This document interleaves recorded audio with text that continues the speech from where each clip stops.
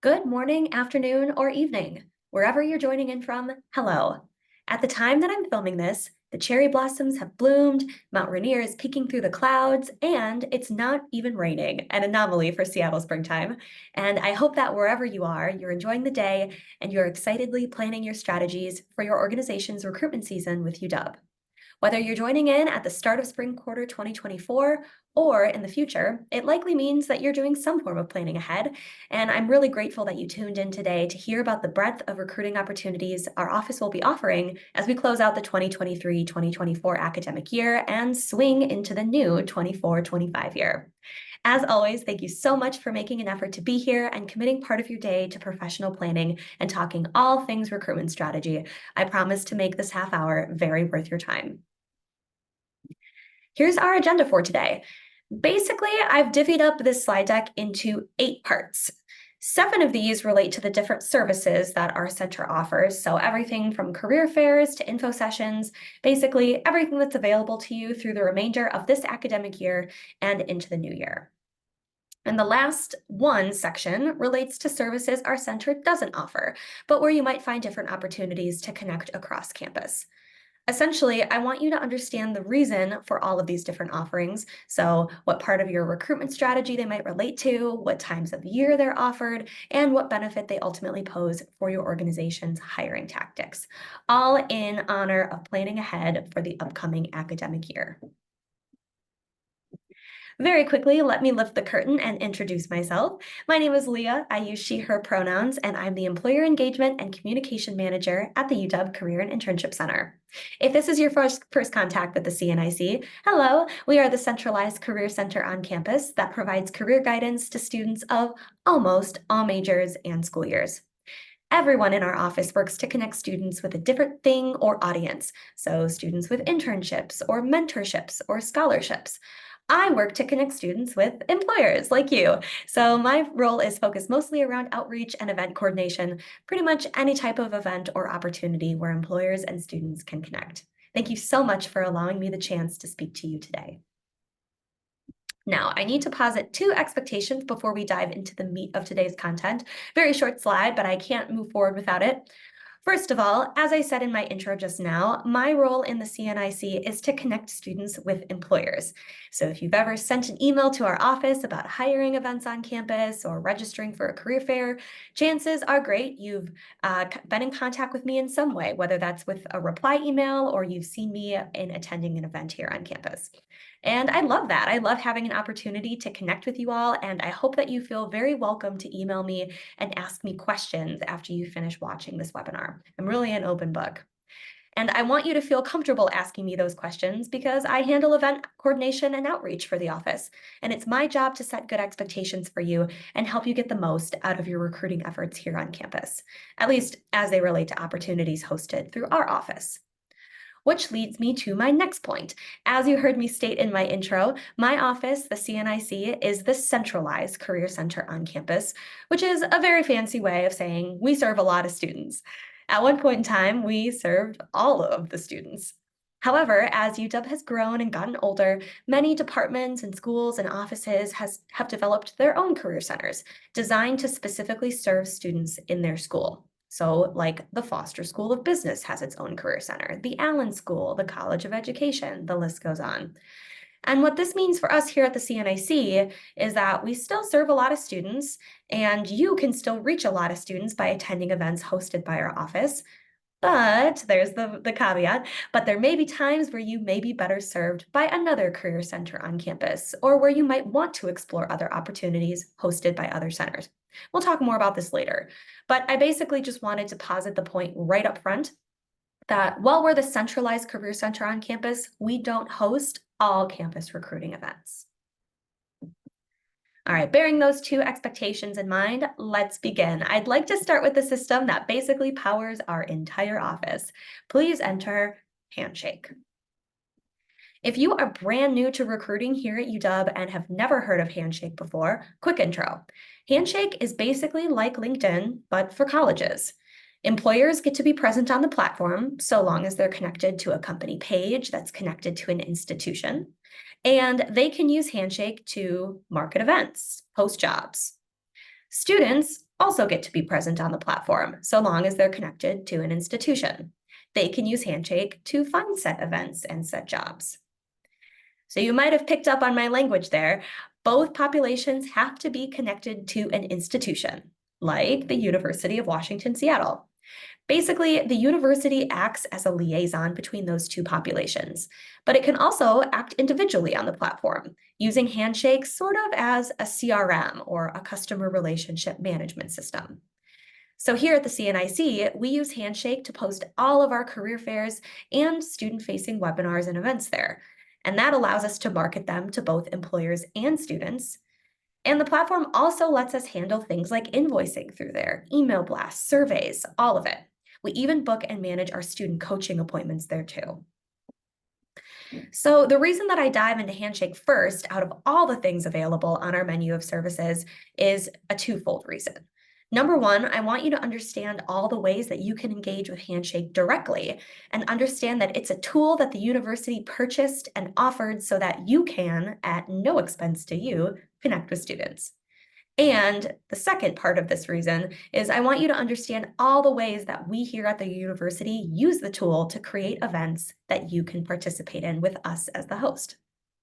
So on the left hand of my slide deck here, I'm focusing on the direct engagement side, meaning you don't need me or anyone else at the university to give you permission to do these things. So you could use Handshake to post jobs, send direct messages to targeted groups of students, and market event opportunities hosted in person or virtually. Say you're a tech firm looking for software engineers. You could use Handshake to filter out student populations by major group, school year, even GPA, and you can send them a recruiting message asking about their interest in connecting. Or say you want to host a resume workshop via Zoom as a soft marketing tool. You could post that event in Handshake where it'll show up on a feed that students can browse and submit RSVPs. And on the right hand of my slide deck is all of the indirect engagement that you can do through the institution. So you can leverage the power of our office's reach and exposure on campus by participating in events we host. These are the event types we're going to talk through today. And I really want you to leave this presentation with an understanding of the differences between all these different types of events and how they can benefit you and your unique recruiting cycles and strategies. Before I click away from this slide, I just want to reiterate that Handshake makes a lot of things possible for us. So while this presentation isn't sponsored by Handshake, we do love it a lot, and we want you to be present and active on the platform as much as you can. This is where we tell our students to go to look for jobs, internships, and other ways to engage with employers. So if you're not on Handshake, or maybe you set up a profile a long time ago but haven't logged in a year, you are missing out on a lot of ways to connect. We are very proud of the fact that we were an early adopter of Handshake, and Handshake sets the stage for so much of what we do here at UW. It'll be integrated into every other component that I talk about today. So moving on into our next category, this is arguably our second biggest opportunity to connect after Handshake. We're talking in-person career fairs. So fun fact that I came across while I was making this presentation, in-person career fairs became popular right after World War II, when federal offices hosted job expos for returning servicemen. Little piece of history for you.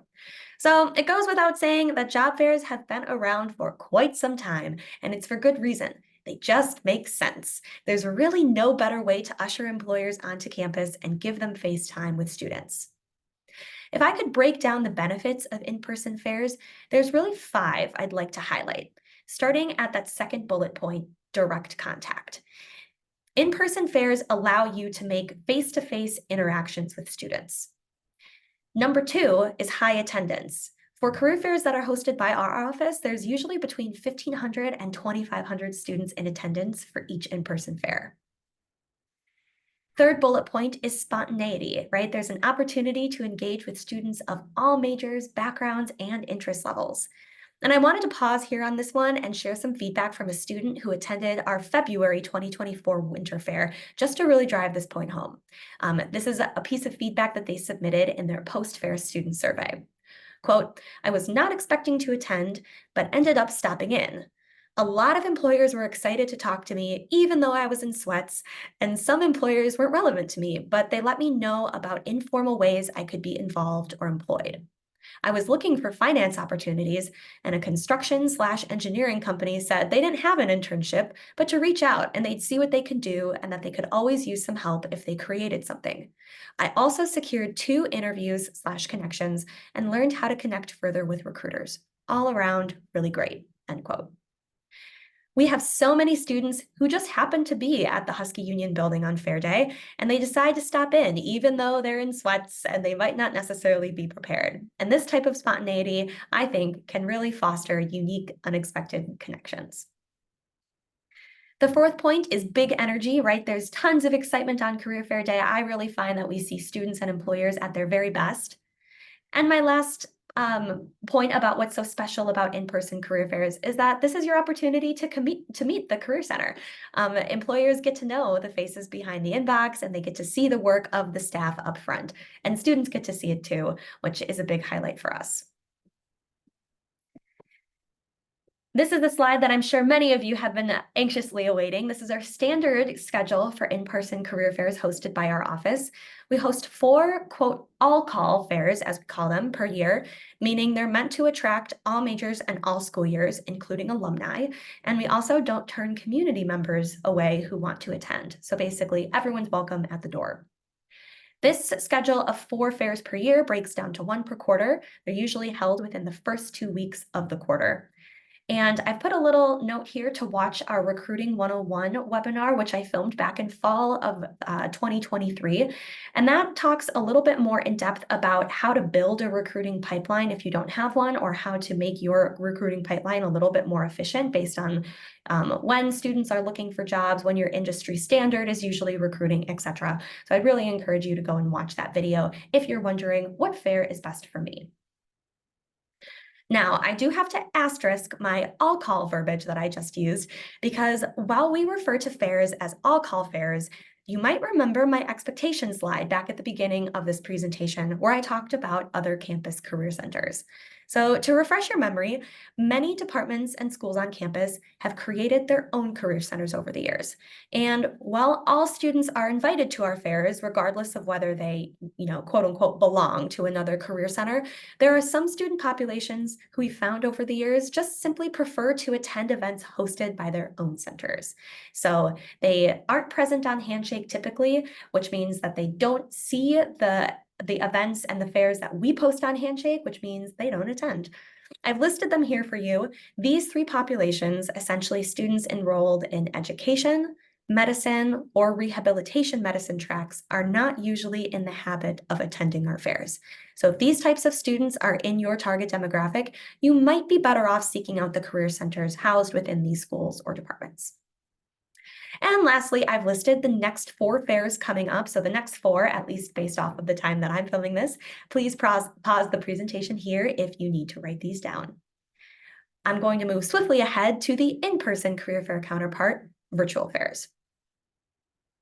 If you've never attended a virtual fair before, or you've never even heard of them, you are not alone. They've really only been around for a few years, and they largely came into existence as a result of the COVID-19 pandemic. And they can look different depending on what host platform you use. As you can probably guess, UW uses Handshake. And what we like about Handshake is that we think it's the most structured platform out there, which makes it more equitable for students and employers to use. To give some background for those of you tuning in who have never attended or have never heard of a virtual career fair experience, through Handshake, they're essentially a big schedule of virtual meeting rooms. So employers are directed to create a schedule of 30-minute group sessions and 10-minute one-on-one sessions before a certain date. So virtual fairs are 3 hours long. So say that you, as an employer, schedule 3 30-minute group sessions, right? That's going to take up an hour and a half of your day. And then you might create 9 10-minute one-on-one sessions to complete the remaining hour and a half, right? So you have to create your schedule about 2 weeks before Fair Day. Our center will impose a deadline and publicize that for you so that you know when the last day you can create your schedule is. After all employer schedules are created, then we release those students or those schedules to students in one fell swoop. So students can register to be in attendance for the group session, or they can register for one of those individual meeting slots. And then on Fair Day, Handshake automatically generates links to join each virtual meeting space, right? So like each virtual Zoom room, for lack of a better phrase. So really all you have to do for those 3 hours is just click into different rooms. We think employers can benefit from virtual fairs for 4 big reasons. Number 1 is increased efficiency. Schedules are created in advance by employers, and students must sign up for those sessions in advance. So there's no super hot, sweltering ballroom, there's no waiting in lines, there's really none of the hassle or stimulation that can sometimes come along with in-person fair experiences. Number 2 is screening interview times. So those 10-minute one-on-one sessions that I referenced earlier really make for the perfect opportunity to more closely find and then screen candidates. So that's kind of like built into the fair experience, which you don't really get from an in-person fair. You can actually set qualifications for these sessions. So the opportunity to sign up for them only shows up to students who match your criteria. So say you're a tech firm again, right? And you're looking to hire those software engineers. You can simply set your session to match certain majors like software engineering, or school years like juniors and seniors, or even GPAs. And then those sessions will only be visible for students who match that criteria to register. Number 3 is that it's location friendly, right? Virtual fairs mean you don't have to be present on campus in order to attend. You don't have to travel. You could be located in Australia for all we care. And last but not least, they are less expensive. We lower our registration fees for employers because it's lower overhead for us to put on. Turning to schedule, very similar to our in-person fairs in that we host 4 all-call fairs per year. That's 1 per quarter again. The timing of them is just slightly different. So if our in-person fairs, calling back to that, are usually within the first 2 weeks of the quarter, the virtual fairs are usually about 2 weeks after that. We have the same caveat imposed for student targeting as we did for the in-person fairs. So again, education, medicine, which includes nursing, and rehabilitation medicine students are likely not going to find or attend virtual fair opportunities hosted by our office. And lastly, our office is currently only decided on dates as far out as June 2024 right now. So mark your calendars for June 25th if the virtual summer fair is something that you're interested in. This is actually the first time our center is offering a summer virtual fair because we think it's the most equitable way that we can serve our students, many of whom go home over the summer months and are not physically on campus to attend a summer fair. So if you'd like to be part of our inaugural summer fair, and there's still time for you to register based on the time you're watching this, please feel welcome to check out Handshake and sign up for that. Our 2024-2025 academic year schedule for virtual fairs is still up in the air, but you heard it here first. We should have these posted on our website, careers.uw.edu, on the employer channel by the end of June. Moving away from career fairs, let's talk about info sessions. Now, the concept of an employer coming to campus to talk about their community and open roles is nothing new. Employers love coming to campus, and for a very long time, students loved it too. But what we're noticing about Gen Z students is that info sessions aren't always as likable as they once used to be. So I wanted to take this opportunity while I have a bunch of you in front of me to talk you through what we found are the best ways to structure your info session. So it goes from being potentially a boring, plain info session to an exciting jazz hands info session. Here are my top 3 tips. Number 1, give the students some bang for their metaphorical buck. And I've included 6 suggestions to really illustrate what I mean by this. Starting with networking. Gen Z students know they're not so great at networking. So could your info session be networking focused, or even have some dedicated time throughout to allow them to speak to your recruiting team? Bonus points if the presenter or presenters are Huskies. Huskies love Huskies. Number 2, can your info session offer some sort of benefit that's unique to the industry? Anyone can come to an info session and hear what it's like to work for Joe's tech firm. I'm really picking on the tech firms today. But if I'm a student and I really want a job at Joe's tech firm, I'd be wondering how I could get a leg up and stand out. So I'd encourage you to think beyond the resume workshop too, if that's your first thought. Candidly speaking, our office gets so many of these, and to be frank, our career coaches can help students with resumes. So what sort of skills that's unique to Joe's tech firm or to your organization specifically that you can teach that student that they can use to stand out in the industry you represent? My third suggestion is a raffle or a giveaway. Someone has to say it. Students love free things.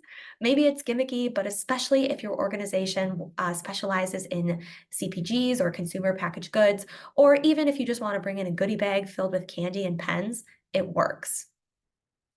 Number four, could it be marketed as something other than an info session?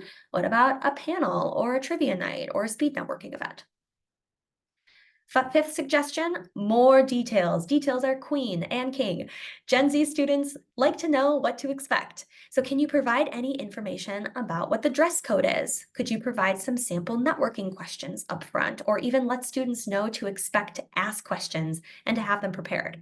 What's the event structure going to be like? Should they be expected to bring a resume? And lastly, remember that Gen Z students do everything virtually. That's the world that they grew up in, and the pandemic only reinforced that. And students, given the pandemic, are kind of used to having choices as well, right? A lot of in-person events also had virtual options to attend as well. So if you want to come to campus, you need to know what makes your event better suited to an in-person setting over a virtual setting. And if it can be done virtually, go that route. Okay, so those are my 6 suggestions for how you can create some bang for the student's metaphorical buck. But I wanted to offer 2 other tips when it comes to making an info session an info session, right? Second tip then is employer marketing. Now, the CNIC will build your info session in Handshake so that we can invoice you through that platform and students can find it and RSVP for it. But marketing is otherwise largely on your own. So the best employers will market their info sessions in tandem with career fair registrations, for example. So what this looks like is you sign up for and attend a career fair. And at the career fair, you tell students, hey, we're going to be on campus for an info session tomorrow. And you can have students sign up for it while they're there. Some other organizations will do things like classroom recruitment, or they might even market to registered student organizations or put an ad in the student newspaper like the Daily. As with anything, the more marketing you do, the more efficient marketing that you do, the better attended those events will be. And the very last one is employer reputation. And I listed this one last because it's not always a rule of thumb, but it can still matter. Students are generally more likely to attend events hosted by names they know. And this isn't to say you can't host a great event even as an employer with a smaller reputation. It's just a limitation to be aware of. And as a wrap-up thought on schedule, remember info sessions can be hosted at any time. We just don't host them on career fair days, which hopefully makes sense. But to my note above, they can be great when partnered with career fairs as a day after or a week of event to help you with marketing efforts, make the most of your recruiter's time on campus. But in general, you can really schedule them at your organization's convenience. Okay, 3 more I'd like to discuss. Moving on to our newest event type, career connections.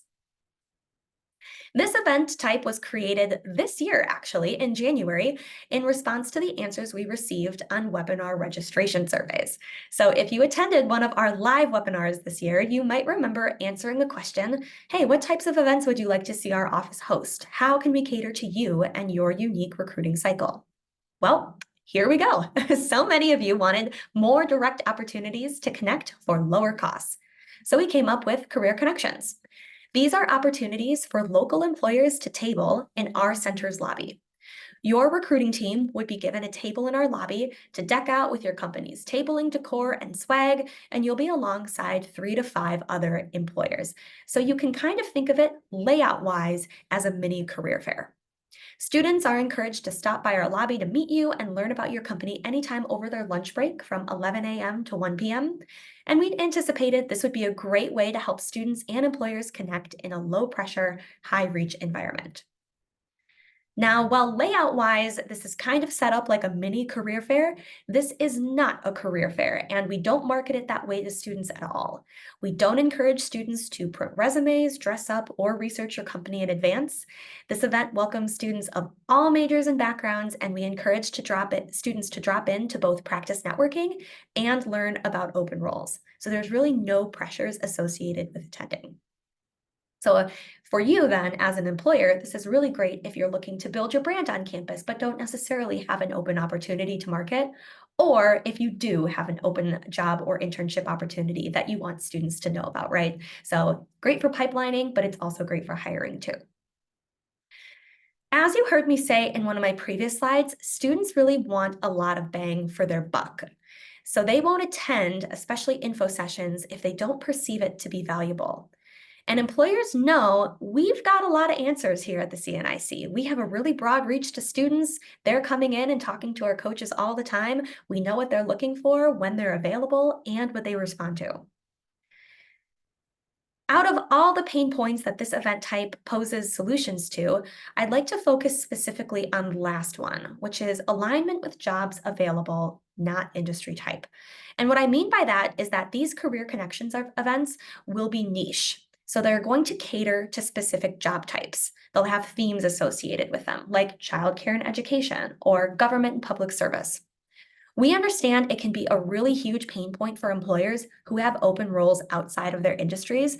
Like, imagine that you're a tech firm, but you have an opening in your marketing department, right? It can be really difficult to get that role in front of students at career fairs or other recruiting events, especially if you're lumped in an aisle with all the other tech firms, right? The students looking for marketing jobs might not necessarily come over and visit you. But these career connections events are made to be marketed to students by opportunity type. So the student interested in roles in writing or communications could theoretically meet with a tech firm with an opening in the marketing department if that tech firm attended our marketing career connections event, right? We'll be finalizing our schedule of these events as the academic year comes to a close. This is a very, very new event type for us, so we appreciate your patience as we learn how to best market these events to employers. There will be more to come on our website, careers.uw.edu, closer to the end of June. Just a note though, we'll likely plan these outside of our career fair months, so probably not October, February, or April, and we likely won't host them in the summer at all, just due to the lack of students on campus. Two more to go through. Let's go back to info sessions, but I wanted to talk about them in a virtual sense. More than anything, this slide just acts as a reminder that Handshake exists for your use. We purchased it, we got the rights to it so that it could be a free platform for you. And we really think that it's the best way to get you in front of Huskies.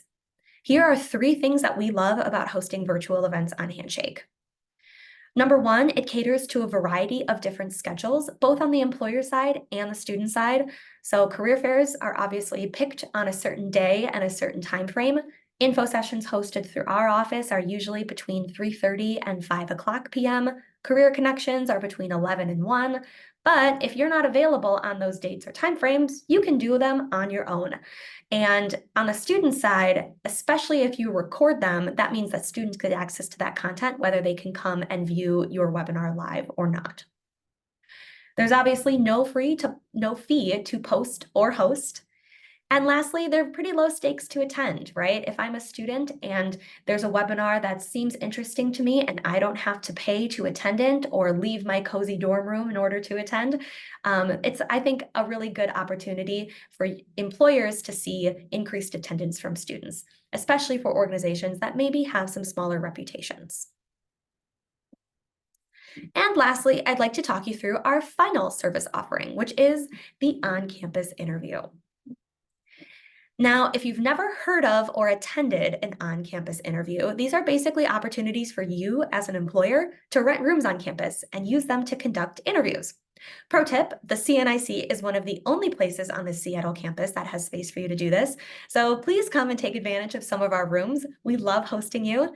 And students love it too. Campus is home for so many of them, and it's much easier for them to find and locate our space than it is for them to commute to your office. We also love on-campus interviews because I think they offer a more personal connection than virtual interviewing. Virtual interviews are nice, but students always, appreciate having an opportunity to come into campus, meet their recruiter face to face, read their body language. You can read theirs, right? It's really just a great connection opportunity. My final asterisk for the day is that our interview rooms are room-only interviews, meaning we don't assist you with scheduling students for these rooms, checking them in for their time slots, bringing them back to you. You just get the room for the day. And however you recruit students and manage your schedule is really up to you. We find that different employers have different tactics for doing this, so there's really no best one-size-fits-all strategy that we can employ that works for everybody. So that's kind of the mindset in why we set up the room reservation system the way that we do. We really want to give you the freedom to decide. And as far as marketing goes, very similar to my info session recruiting strategy from before, on-campus interview scheduling really makes a lot of sense when bundled with career fair attendance. It's really easy to market to students that you're going to be on campus hosting interviews when you're on campus right now talking with them face-to-face at a career fair, right? You can secure interview time slots and really make the most of your recruiting team's time on campus if you do it that way. But as a general scheduling note, you can schedule on-campus interviews at any time in our office. As the eighth and final section of my webinar content today, I wanted to make sure that I was drawing some distinction between what we offer here at the CNIC and what we don't offer here at the CNIC. You've heard me mention quite a few times throughout this presentation already that there's a ton of school or department-specific career centers here on campus, all of whom host their own industry-specific career fairs and recruitment opportunities. Just driving the point home one more time, the College of Education, the Department of Rehabilitation Medicine, the School of Medicine, and the School of Nursing all host students that typically typically prefer to attend career fair and recruitment opportunities hosted through those colleges and departments. So they're usually not a good fit for our fairs unless all majors are eligible to apply for your roles. So for example, sometimes we'll get in high schools who are hiring for teachers, and you don't necessarily have to have a degree in, say, early childhood education for those roles. If any major can apply for your role, please feel welcome to come to our fairs. But if you're looking specifically for students enrolled in an education track, you might be better off reaching out to the College of Education specifically. Now, other schools and colleges and departments, students who attend other schools, colleges, or departments do usually hear about and attend our fairs.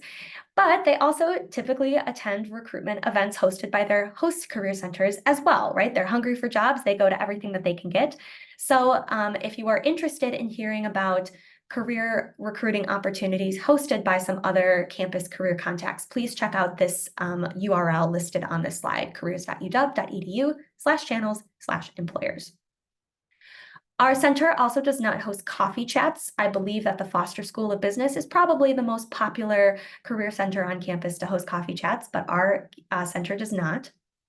As I mentioned in my previous slide, we do not do interview scheduling. Our interview reservations are by room only. We don't assist with any of the scheduling or management of that. And last but not least, something that our center does not currently do is site visits.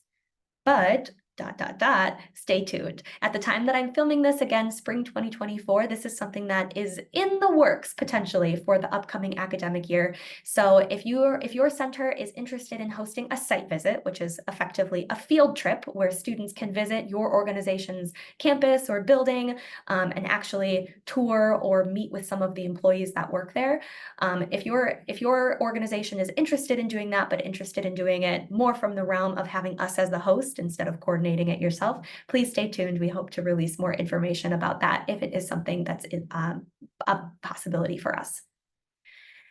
And I put one last bullet point on this slide to ask you if you're on our email list. I've talked through so many different opportunities today, and so many of these opportunities are marketed through our email list. So if you are not on it, it's probably because you don't have a Handshake account. You can register for your unique Handshake profile and connect it with an employer account by using the link below. And if you're not sure if you're on our email list, you can always email me at leahkb@uw.edu or cicevents@uw.edu to check. As I close out the content for today, I hope you feel more confident in what recruiting at UW can look like for your organization. And if you have any questions about how you can get involved with the Career and Internship Center and get in front of Huskies this academic year and next, please reach out to me. Again, my name is Leah Bothwell. You can reach me via leahkb@uw.edu or cicevents@uw.edu. Have a wonderful rest of your day wherever you are, and thank you so much for tuning into today's webinar. Happy recruiting and take care.